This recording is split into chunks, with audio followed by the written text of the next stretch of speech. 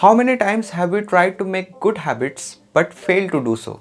Maybe you wanted to make a habit of exercising or meditating or reading books, or maybe you tried to break the habit of smoking or wasting time on social media. We know the importance of habits, that is, they control a large part of our lives, and changing our habits would change our lives.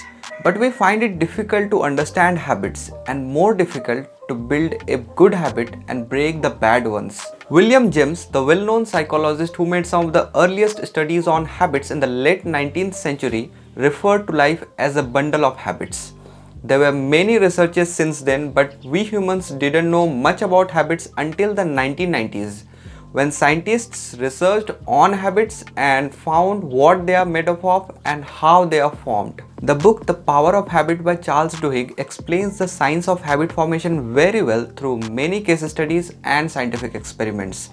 Duhigg wrote this book with the help of hundreds of academic studies, interviews with scientists, and researches conducted at many companies. This book will tell you everything you need to know about habits, including how they work, what they are made up of, how they are formed, and how you can change them. So today I will share some lessons from The Power of Habit that I found very helpful, and the first thing I'm going to talk about is how habits work. Duhigg says that our mind makes habits to save efforts. When we perform an action that has become a habit, we do it without thinking because our mind goes to the autopilot mode.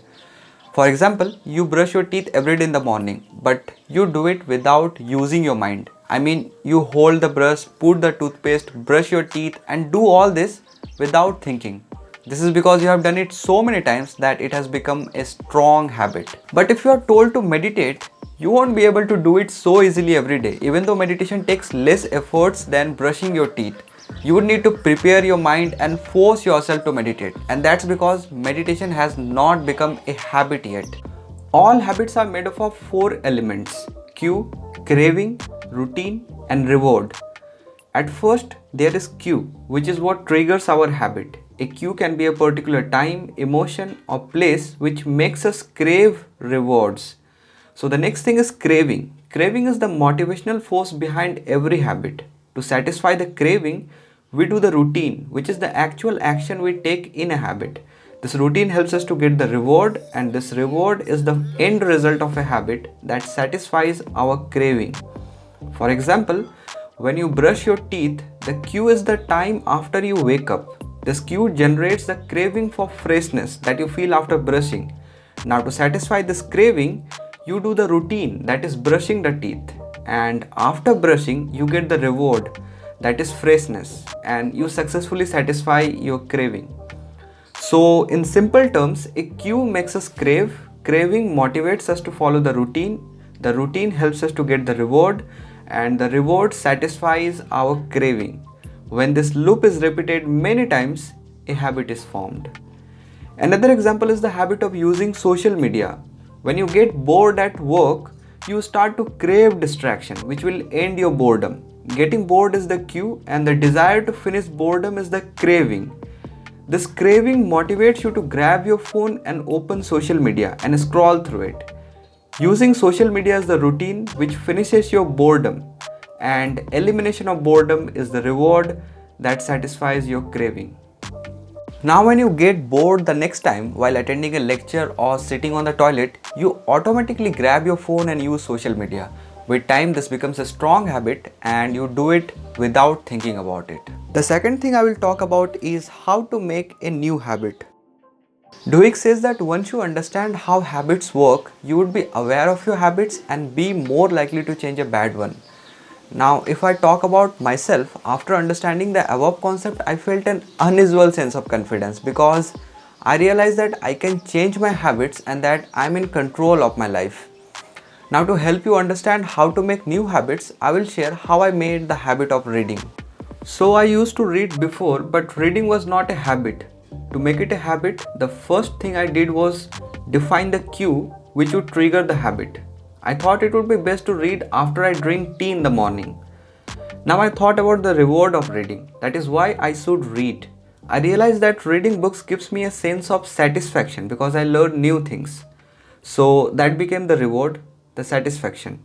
Now when I finished drinking tea, I tried to imitate a feeling of interest for reading, that is, craving the sense of satisfaction that will come after I read. Then I read for 30 minutes, and after reading, I tried to feel the satisfaction of learning new things and growing.